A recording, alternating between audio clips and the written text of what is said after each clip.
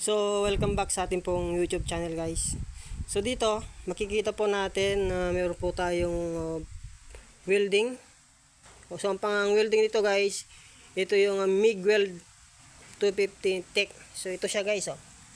Pag sinabing MIG Weld, guys, ito yung pinakamagandang welding. Dual po siya. So, pwede po siya sa welding rag. Ito, pwede po siya sa welding rag. At ito naman, pwede rin po siya sa MIG weld. So ito yung kainaman ng welding, ito dual.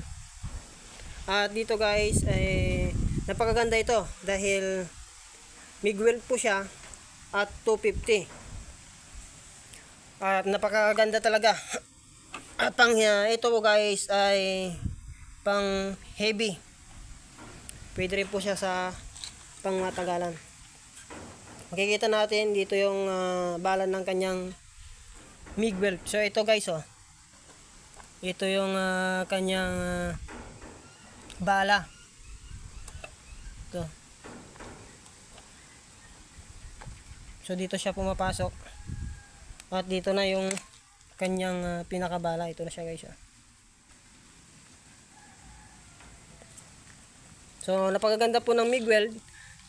Mainam ito gamitin sa mga tubular, sa mga stainless, at sa mga maninipis na mga bakal. At napakaganda ito dahil hindi po siya mausok.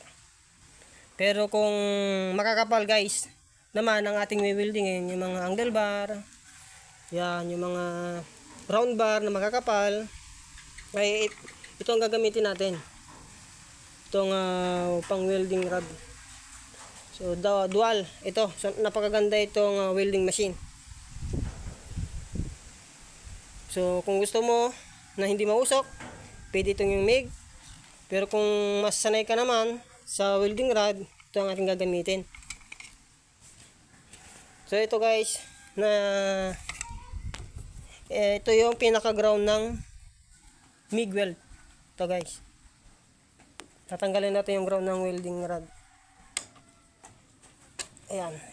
Ito yung pinaka-ground ng MIG weld. Ito, guys. Automatic na po yan. Pag nilagay na natin ito, itong ground niya, automatic na po.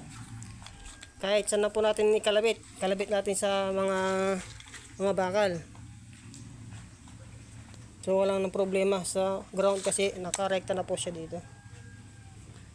So napakaganda po ang ating MIG weld 250 Tech dual. Mayroon na tayong pang MIG at mayroon tayong pang welding rod sa makapal at sa mga manipis na bakal.